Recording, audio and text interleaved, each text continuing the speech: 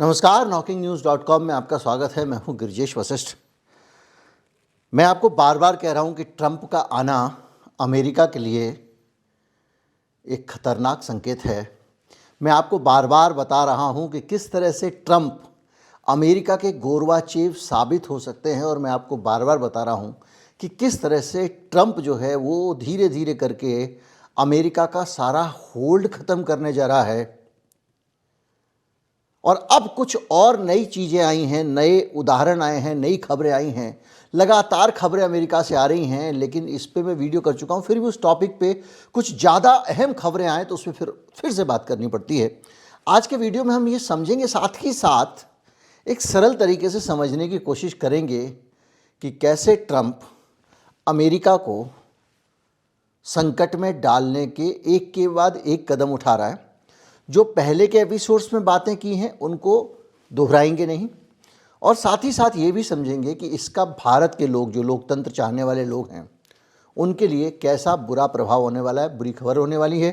इसके साथ साथ भारत के आस पड़ोस की जो गतिविधियां हैं वो ट्रंप की इन हरकतों से उन पर क्या असर पड़ेगा। कहीं मत जाइए, चैनल को सब्सक्राइब कर लीजिए। मैं भी हाजिर होता हूँ।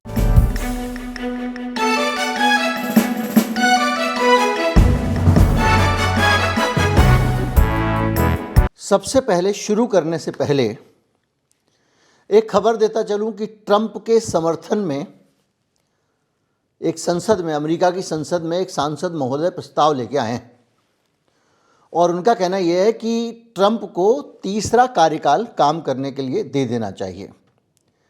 यानी ट्रंप जो है उनको, आप अभी अमेरिका में कोई भी व्यक्ति 2 बार से ज़्यादा राष्ट्रपति नहीं रह सकता। एक बार ट्रंप रह चुके हैं, एक बार और 4 साल के लिए वो रह सकते हैं, आप जानते होंगे।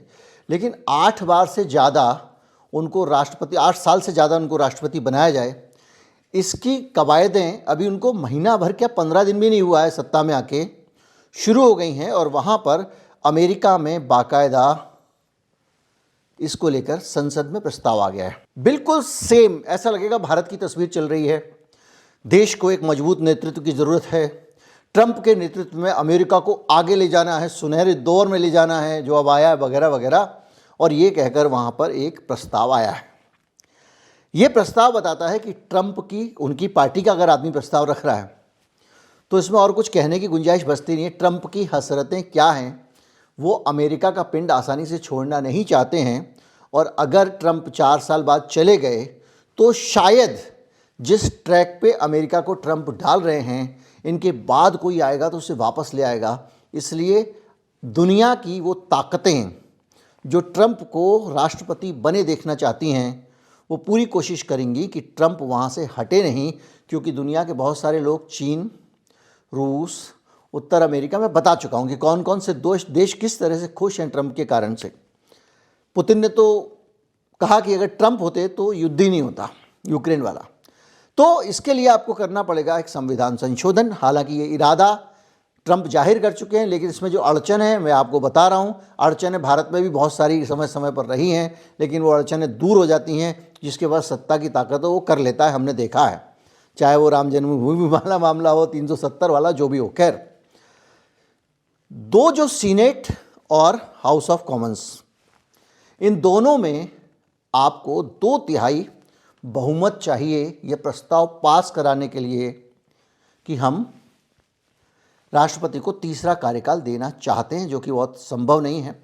50 में से 38 राज्यों की विधानसभा से इसकी मंजूरी चाहिए। 50 में से 38, जो अपने आप में एक मुश्किल काम है, क्योंकि अमेरिका एक विविधताओं का देश है। वहाँ का फेडरल स्ट्रक्चर बहुत स्ट्रांग है, और ऐसा नहीं है भारत की तरह कि जीएसटी के मामले में सारे राज्यों की मंजूरी हो गई और वो लागू हो गया। तो ये काम ट्रंप के लिए, जो जानकार लोग हैं, उनका कहना है कि ये मुश्किल है और बहुत मुश्किल है। अमेरिका के लोकतंत्र की परंपराओं के खिलाफ इसे माना जा रहा है। लेकिन जो ट्रंप के समर्थक हैं वो कह रहे हैं कि मजबूत अमेरिका के लिए मजबूत नेतृत्व चाहिए, लेकिन फिलहाल इसे लागू करना कठिन है। तो ये खबर जो है वो ये बताती है कि ट्रंप जो ऑपरेशन शुरू कर रहे हैं, जिस ऑपरेशन की हम बात करने वाले हैं, उस ऑपरेशन में ट्रंप ज़्यादा कामयाब हो सकें, इसलिए ट्रंप का टिकना ज़रूरी है। अब आते हैं इस पे कि ये मामला क्या है जिसकी मैं बात कर रहा हूँ। आपने सुना होगा कि किस तरह से चीन दुनिया भर के देशों में अपनी डेट डिप्लोमेसी के ज़रिए कब्जा कर रहा है। डेट डिप्लोमेसी क्या? अलग अलग देशों को वो सहायता देता है, आर्थिक सहायता देता है, कर्जे देता है और उनको अपने कर्ज के नीचे दबा के अपने पक्ष में कर लेता है। जब वो अपने पक्ष में कर लेता है तो उन देशों की बहुत सारी स्ट्रेटजिकल जगह हासिल कर लेता है। जैसे कि उसने पहले श्रीलंका को कर्ज दिया, फिर कर्ज में दबे हुए श्रीलंका से हम्बनटोटा बंदरगाह ले लिया। और हम्बनटोटा पोर्ट कहाँ है ये मैं आपको बताऊं। भारत के नीचे श्रीलंका और श्रीलंका का जो सबसे नीचे वाला हिस्सा है समुद्र के किनारे वाला, वहाँ पर हम्बनटोटा पोर्ट है। ये वो जगह है जहाँ से मालदीव पर भी चीन सीधे नज़र रख सकता है।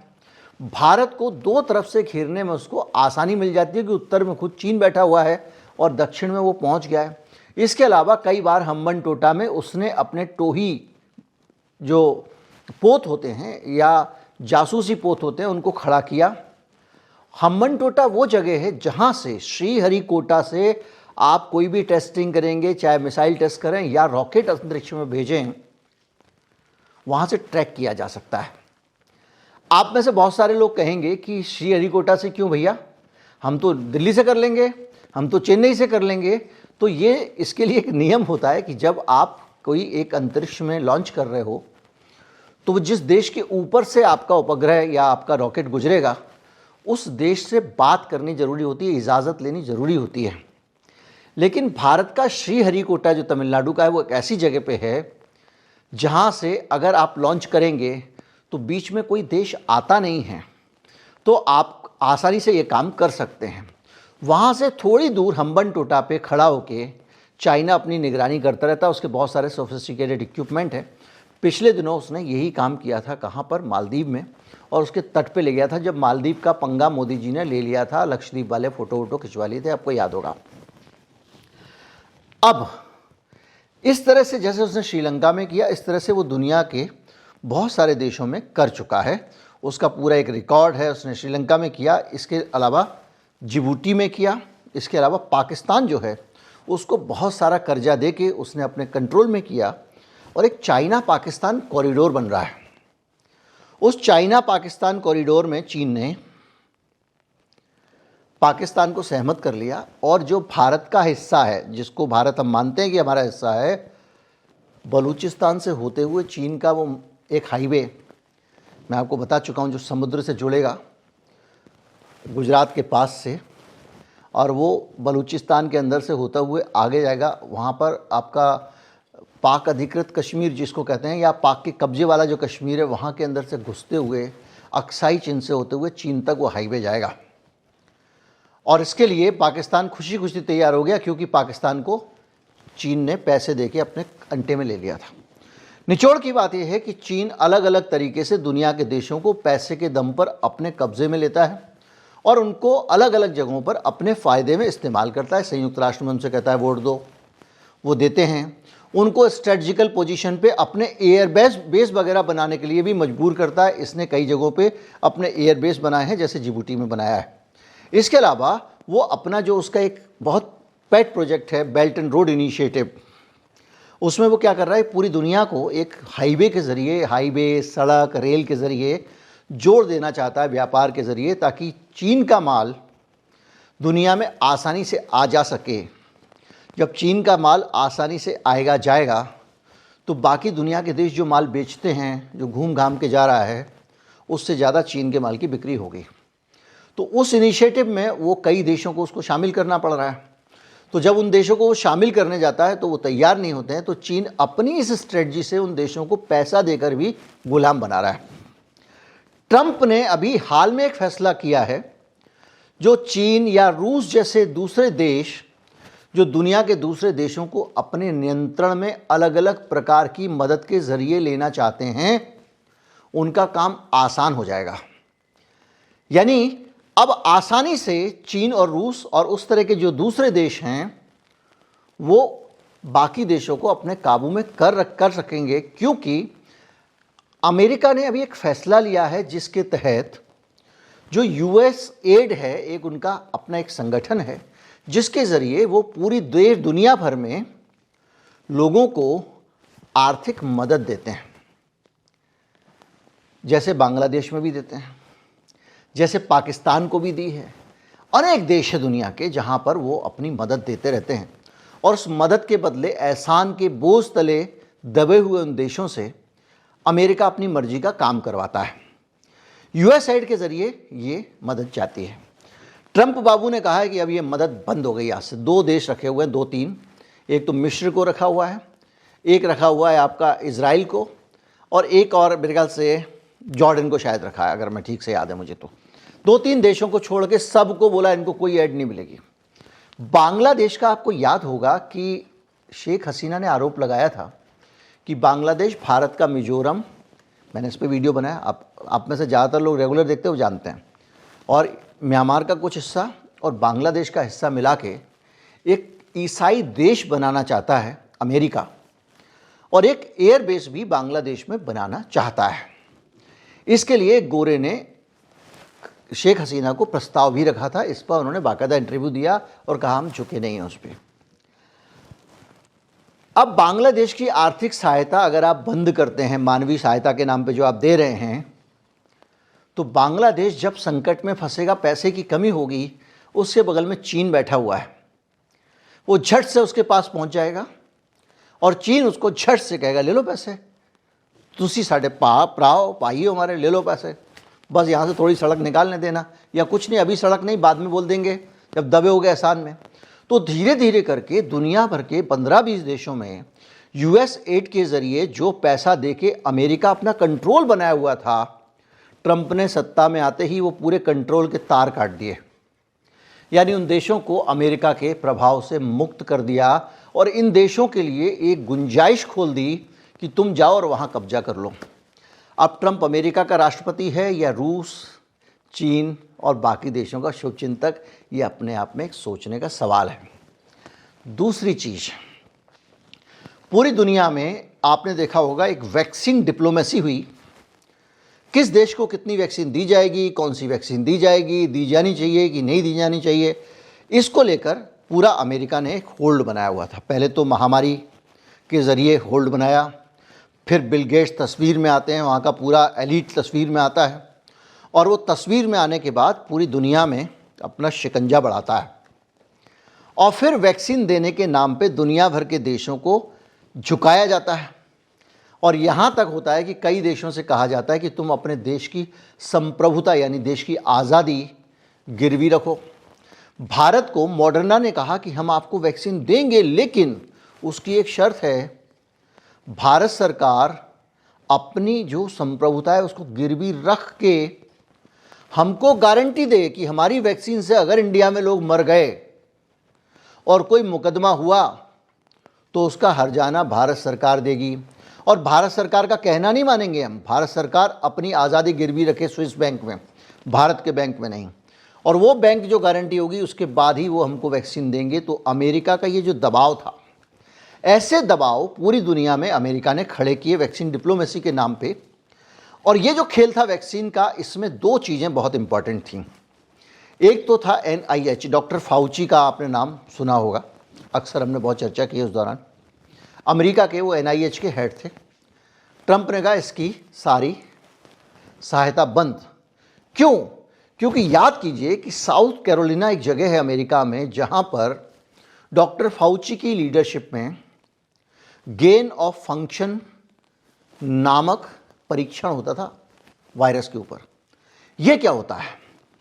वायरस को अलग अलग परिस्थितियों में रखा जाता है, कभी उसको लो टेम्परेचर में, कभी उसको हाई टेम्परेचर में, कभी खूब तेज लाइट में, कभी UV में, और इस तरह से कई तरह के केमिकल्स में। और ये चेक किया जाता है कि किन परिस्थितियों में ये वायरस, जो जानवरों का वायरस है, ये आदमी के शरीर में आ सकता है या आदमी पे हमला कर सकता है।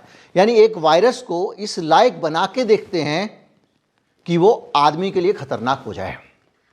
इनका कहना यह है कि हम इसलिए बनाते हैं कि इससे जो है हमको पहले पता चल जाएगा कि ये वायरस आदमी के लिए खतरनाक हो सकता है, तो हम पहले से उसकी तैयारी कर लेंगे। तो क्या तैयारी कर लेंगे? हम एडवांस में उसकी वैक्सीन बना के रख लेंगे।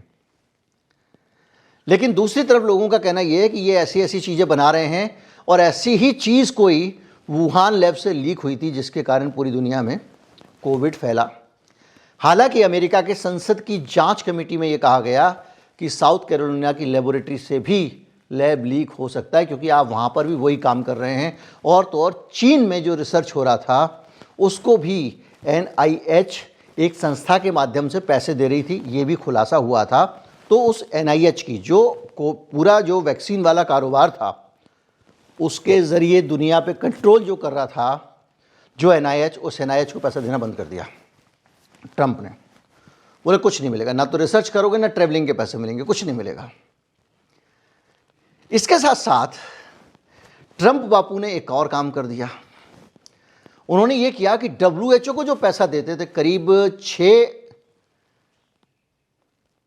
करीब कुल मिला के जो पूरा टोटल है उसमें 15% के करीब पैसा जो WHO को सहायता मिलती थी वो अमेरिका देता था। और WHO को चलाने के लिए जो पैसे होते हैं वो दुनिया भर के देश कंट्रीब्यूट करते हैं। वो सहायता ट्रंप ने कहा है हम बंद कर देंगे, हम WHO से कोई संबंध नहीं रखेंगे। तो अमेरिका का जो पूरा का पूरा हेल्थ सुप्रीमेसी थी, जिसके ज़रिए पूरी दुनिया पे एक कब्जा बनाए हुए था, उस सुप्रीमेसी से भी इसने अपने आप को पुल आउट कर लिया। इसके साथ साथ संयुक्त राष्ट्र के बहुत सारे ऑपरेशन जो हैं, जैसे कि एक सांस्कृतिक उनका एक संगठन है, इन सब चीज़ों को इन्होंने पैसे देना बंद कर दिए हैं। यानी आप अब WHO से भी हाथ खींच रहे हो, संयुक्त राष्ट्र के भी बहुत सारे कार्यक्रमों से आप हाथ खींच रहे हो। यानी अमेरिका का जो इन्फ्लुएंस पूरी दुनिया पर रहता था उससे हाथ खींच रहे हो। अब आप कहोगे कि ये तो अच्छा है, क्योंकि हम लगातार, मैं भी आपको कहता रहा हूँ कि अमेरिका दुनिया का कक्का बना रहता है और पूरी दुनिया को क्या हक है कि अमेरिका की बात माने, अमेरिका को क्या हक है कि पूरी दुनिया से बात बनवाए और हर जगह हुक्म चलाए। तो इस तरह से ये ट्रंप जब उसको समेट रहा है तो इसके पीछे मकसद ट्रंप का ये नहीं है कि इन देशों को हम आज़ादी दे दें, क्योंकि ट्रंप ने तो आज ही बयान दिया है कि मैं गाज़ा पट्टी को अच्छी तरह से साफ़ करना चाहता हूँ। आसपास के देशों से कहा है कि इन गाज़ा वालों को अपने यहाँ शरण दे दो, ये तो खंडर हो गया, इसको मैं यानी सोचिए गाज़ा पट्टी को ट्रंप खाली करना चाहते हैं। बारूद था 200 टन का, ऐसा कुछ करके एक बड़ा बम था, मुझे एग्जैक्टली याद नहीं आ रहा उसका नाम। उस पर बाइडेन प्रशासन ने उसको होल्ड कर रखा था, कहीं ऐसा ना हो कि इजराइल को दे दें और इजराइल उसको गाज़ा पे गिरा दे और एकदम तबाही हो जाए। उसको भी ट्रंप ने रिलीज कर दिया। तो दुनिया के मामलों में टांग अड़ाना बंद कर देंगे ट्रंप बाबू, ऐसा नहीं है। लेकिन ट्रंप जो कदम उठा रहा है वो कदम जो ब्रिक्स के देश हैं, रूस खास तौर पे, चीन, इनको नई ताकत मिलेगी और दुनिया में अमेरिका के मुकाबले अपना कंट्रोल दूसरे देशों पे बनाने में मदद मिलेगी। तो ट्रंप ऐसा क्यों करना चाहता है, इस पे ज़्यादा दिमाग लगाने की ज़रूरत नहीं है, अपने आप में आपको स्पष्ट हो गया होगा। अब आप बात करते हैं भारत की और भारत के आसपास की परिस्थितियों की। बांग्लादेश और पाकिस्तान को अब सहायता निश्चित तौर पे पुल कर ली है ट्रंप ने। तो उनको पहले से ही वो चीन के संपर्क में है, चीन से मिलने वाली सहायता बढ़ जाएगी, इसका मतलब चीन का कंट्रोल वहाँ बढ़ जाएगा। हमारे जो नॉर्थ ईस्ट के राज्य हैं, अरुणाचल, दूसरी जगहों पे चीन बुरी नज़र रखता है, हम सब जानते हैं। बांग्लादेश से मित्रतापूर्ण संपर्क होने के कारण जो चिकन नेक वाला इलाका कहा जाता है, एक पतला सा कॉरिडोर है, उस कॉरिडोर की तरफ से हम सुरक्षित रहते हैं। अब उसको लेकर जोखिम बढ़ जाएगा थोड़ा सा। इसके साथ साथ सबसे बड़ी चीज़ जो हमको इससे नुकसान भारत को हो सकता है, देखिए कई बार बुरी चीज़ें भी बुरी कभी कभी अच्छी साबित होती हैं। आपने देखा होगा बहुत सारे लोग जो भारत में ये कहते हैं कि भाई अघोषित इमरजेंसी है, भारत में लोकतंत्र खतरे में है, मोदी जी ने भारत के लोकतंत्र को अपने शिकंजे में ले लिया है, सारी संस्थाएं कमज़ोर पड़ गए, सारी संस्थाओं को मोदी ने कब्जे में ले लिया है, जिस अदालत से जो चाहे वो फैसला करा लेता है, सारी की सारी संवैधानिक संस्थाएं हथियार डालकर बैठी हुई हैं और हर जगह यूनिवर्सिटी में यहाँ वहाँ सब जगह आरएसएस के लोग घुस गए हैं और मोदी को अब हटाना नामुमकिन है, क्योंकि चुनाव आयोग भी मोदी से प्रभावित रहता है। ऐसी बातें जो मानने वाले लोग हैं वो एक उम्मीद रखते हैं इस तरह की कि अगर ये ज़्यादा बढ़ा तो हो सकता है कि भारत को बाहर से कहीं से मदद मिले, दुनिया के दूसरे देशों से भारत को थोड़ी मदद मिल जाए। कोई हो जो संयुक्त राष्ट्र में खड़ा हो, कोई हो जो संयुक्त राष्ट्र सुरक्षा परिषद का स्थायी सदस्य हो, और अमेरिका जैसा दादा हो तो बहुत ही अच्छा, क्योंकि अमेरिका हस्तक्षेप करता रहता है। अमेरिकी संसद की रिपोर्ट आती है धार्मिक स्वतंत्रता पे, उस पर चर्चा होती है, और इस बार जो है धार्मिक स्वतंत्रता की जब तक रिपोर्ट आती थी तो बाइडेन प्रशासन उस रिपोर्ट को दबा देता था। तो इससे ये पता चलता है कि हमारे ऊपर एक अमेरिका का भी अंकुश था। अब ट्रंप अगर अमेरिका फर्स्ट की नीति के अनुसार सब जगह से हाथ खींचता है तो भारत के वो लोग जो कहीं ना कहीं संयुक्त राष्ट्र से या अमेरिका से ये आस लगाए बैठे थे कि उनकी तरफ से जब ज़्यादा तानाशाही बढ़ेगी, इससे भी ज़्यादा बढ़ेगी, तो कुछ मदद मिल जाएगी। लेकिन ट्रंप जैसे लोग जब इस पूरे सिस्टम से अमेरिका को बाहर खींच ले रहे हैं तो हमारे देश की जो सरकार है उसकी उच्छृंखलता बढ़ सकती है। भाई मोदी जी को करना क्या है, ट्रंप को डिस्टर्ब मत करो, तो ट्रंप को डिस्टर्ब नहीं कर रहे हैं। हालत यह है कि भारतीयों को निकाल निकाल के बाहर किया जा रहा है तो बाकी देश सख्त प्रतिक्रिया दे रहे हैं। चीन ने सख्त प्रतिक्रिया दी है, और भी देशों ने बहुत सख्त प्रतिक्रिया दी है। बगल के मैक्सिको ने इनके जो ये जिनको ये भेज रहे हैं वापस, उनको वापस लेने से मना कर दिया, ये हमारे लोग नहीं हैं जिनको आप भेज रहे हो। मोदी जी हाँ जी, आप जो भेजोगे सबको ले लेंगे हम तो इसके खिलाफ हैं कोई किसी देश में घुसे। तो ट्रंप को आप सेट रखे रहो, उसके बाद अपने देश में जो चाहो करो, ये नीति हो सकती है सरकार की। तो लोकतांत्रिक जो संस्थाएं हैं दुनिया की, उनके लिहाज से ये खतरनाक है। खतरनाक इसलिए भी कि देखो, अब हमने देखा कि किस तरह से दुनिया भर के लोकतंत्र खतरे में पड़ते जा रहे हैं, और ऐसे देश जहां पर बहुत ज़्यादा अच्छी अच्छी चीज़ें थीं, अच्छे अच्छे देश थे, उनके अंदर भी बदलाव आ गया। रूस में 2 कार्यकाल किसी राष्ट्रपति के हो सकते थे, पुतिन संशोधन लाए, अब 2036 तक पुतिन वहाँ आ सकते हैं। देखिए, रूस में सदन में आया संशोधन, उसके बाद वहाँ की फेडरल जो कोर्ट है, जो संवैधानिक कोर्ट है, उससे आया, और जनमत संग्रह भी हो गया, और अपना जो जलवा था उसका फ़ायदा उठा के पुतिन ने कर लिया 2036 तक। चीन में शी जिनपिंग, वहाँ पर भी 2 बार ही राष्ट्रपति बन सकते थे आप, अब वो आजीवन राष्ट्रपति बन सकते हैं। कानून में बदलाव आ गया, 98% लोगों ने उनके पक्ष में वोट डाल दिए। एर्दोगन ने तुर्की में 2002 कार्यकाल ही हो सकते थे, लेकिन 2028 में तीसरा कार्यकाल मांग लिया। युगांडा में 2 होते थे, वहाँ पे अनिश्चित काल के लिए हो गया। वेनेजुएला में भी अनिश्चित काल के लिए हो गया। यानी दुनिया भर में जो सत्ता में बैठे हुए लोग हैं वो अपना कार्यकाल, जो 2 साल के कार्यकाल की सीमा, उसको ख़त्म कर रहे हैं। तो ट्रंप अगर इस पूरे एजेंडे पे काम कर रहा है कि अमेरिका को पूरी दुनिया में कमज़ोर किया जाए, अमेरिका की वैश्विक दादागिरी को कमज़ोर किया जाए। गोरबाचेव से मैं बार बार मिलान करता हूँ, उसने भी अपने देश को बर्बाद किया था अमेरिकन इन्फ्लुएंस में आके। तो क्या ट्रंप गोरबाचेव कर रहे हैं? क्या वो एक तरफ तो पूरी दुनिया से जो टेंट उखाड़ रहे हैं अमेरिका का, दूसरी तरफ अपना होल्ड कमज़ोर कर रहे हैं ताकि उनके जाने के बाद वापस कोई चीज़ ना आ जाए। लेकिन एक चीज़ पक्की है, वो ये कि दुनिया भर में वो कहते हैं जो पूंजीपति लोग हैं कि नीतियों को लेकर स्थिरता होनी चाहिए, एक बार बार नीतियों में ज़्यादा बदलाव नहीं होना चाहिए, उठापटक नहीं होना चाहिए। यहाँ तो अमेरिका पूरे यू टर्न मारे जा रहा है। तो क्या ये बकवास सिर्फ भारत के लोगों के लिए है कि भारत में कंसिस्टेंसी होनी चाहिए पॉलिसीज़ में? तमाम सारी कंसिस्टेंसी गले में लटका के घूम रही है सरकार अभी तक मनमोहन सिंह के ज़माने से, उसके बावजूद एफआईआई सारे के सारे पैसा निकाल के ले जा रहे हैं। डायरेक्ट इन्वेस्टमेंट भी वापस जा रहा है,